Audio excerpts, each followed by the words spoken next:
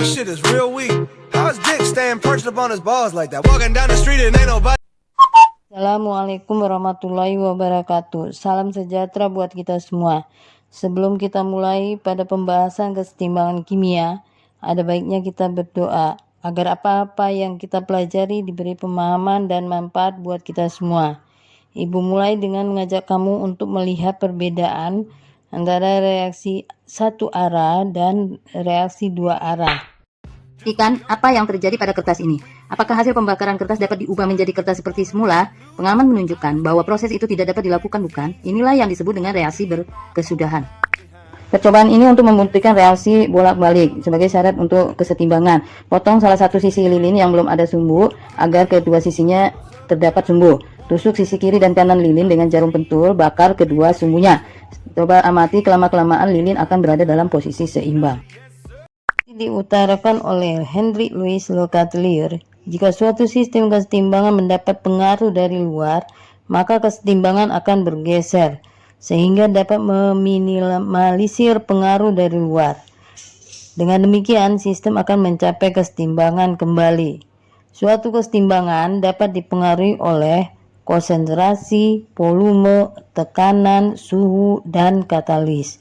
Yuk kita ikuti praktikumnya, amati perubahannya ya.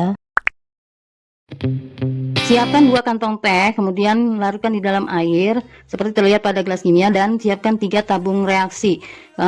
Kemudian ketiga tabung reaksi ini isi dengan larutan teh, dan pastikan ketiga tabung reaksi ini mempunyai ukuran yang rata atau sama untuk larutan tehnya. Kemudian nanti yang perlu kamu ketahui bahwa tabung 2 nanti kita buat sebagai pembanding. Tabung 1 kita tambahkan dengan cairan pembersih lantai. Tujuannya penambahan ini adalah untuk meningkatkan konsentrasi. Memang terlihat warna tabung 1 itu lebih kental dibanding tabung 2. Kemudian ambil tabung reaksi 3, kemudian tambah dengan cuka. Tujuannya adalah untuk menurunkan konsentrasi. Terlihat warna dari tabung 1 ini tabung 3 itu lebih encer daripada 3 sendok teh tepung tapioka dimasukkan ke dalam air 50 ml, kemudian aduk hingga larut. Kemudian tambahkan 3 tetes obat merah ke dalam larutan tapioka, lalu aduk hingga rata. Siapkan 3 tabung reaksi masing-masing. Nanti kamu masukkan larutan tapioka bersama obat merah tadi dengan jumlah yang sama. Kemudian yang perlu kamu ketahui bahwa tabung 2 ini digunakan nanti sebagai pembanding. Tahap pengujian, tabung 1 nanti dimasukkan dalam air panas yang bersuhu 80 derajat Celcius. Tabung 1 ini disebutnya sebagai uji kenaikan suhu. Tabung 3 direndam pada larutan es, tujuannya untuk pengujian penurunan suhu, dan ditunggu sampai 20 menit. Kemudian bandingkan tabung 1 dengan tabung 2, amati perbedaannya. Selanjutnya bandingkan tabung 3 dengan tabung 2, lalu amati perbedaannya. Ke dalam 2 jarum suntik sudah dimasukkan pewarna makanan, kemudian masukkan ke dalam pipa U. Hasilnya terlihat seperti ini, volume keduanya sama. Kemudian tambahkan lagi pada jarum suntik zat pewarna yang sama dan dimasukkan ke dalam pipa U. Terlihat bahwa cairan yang tidak ditambahkan naik ke atas. Masukkan cairan berwarna satu jenis saja ke dalam pipa U. Setelah itu masukkan ujung suntik ke dalam pipa U. Suntik ini berfungsi sebagai penambah dan pengurang tekanan. Seperti yang terlihat, ini tekanan yang diperkecil dan dengan menaikkan stik suntik, dan ini tekanan yang ditambahkan. Katalis itu adalah sebuah zat di mana zat tersebut dapat membantu mempercepat reaksi kimia antara 2 buah zat lainnya tanpa ikut bereaksi di dalam 2 zat tersebut. Seperti apa katalis itu bekerja? Di sini gula batu sudah dicoba untuk dibakar. Kemudian gula batu yang diletakkan pada nyala api terlihat tidak terbakar. Lantas bagaimana kalau kita ambil gula batu yang lain, kemudian sebelum dibakar kita baluri dulu dengan abu kertas. Diharapkan abu kertas ini berfungsi sebagai katalis. Jadi abu ini nanti diharapkan dapat mempercepat reaksi antara gula batu dengan api. Kemudian kita letakkan pada nyala api. Coba perhatikan, ternyata gula batu itu dapat terbakar. Faktor-faktor yang mempengaruhi kesetimbangan itu kita bahas secara teori. Ini ada bentuk soal, terutama kita membahas tentang pembuatan amoniak oleh Haber-Bosch. Ya, jadi amonia itu ditemukan oleh Haber-Bosch. Kemudian prinsip yang dia gunakan, ini biasanya di industri pupuk amoniak, ini menggunakan ajas Lecatelier. Nah, yang pada soal ini ada persamaan reaksi pembentukan dari amoniak, dari N2 ditambah gas H2. Nah, di sini katanya agar didapatkan jumlah NH3 yang maksimal, ini tindakan apa yang perlu kita lakukan?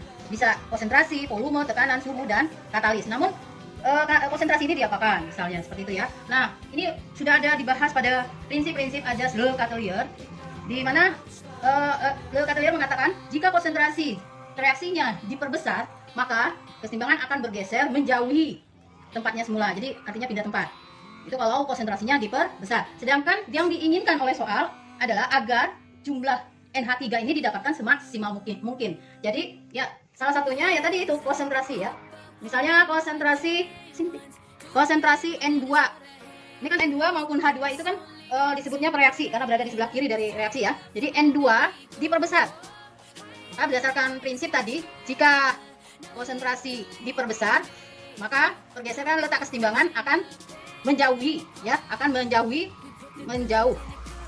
dari zatnya sendiri. Jadi dari N2-nya. Karena N2 itu berada di sebelah kiri, maka dia akan menjauh dari sebelah kiri, berarti ke sebelah kanan. Jadi kalau begitu jika konsentrasi ini ya, konsentrasi N2-nya kita perbesar ya, ini jika konsentrasi N2-nya kita perbesar, maka PLK pergeseran letak kesetimbangannya itu ke arah kanan ya. Berarti ke arah menjauh dari letak N2.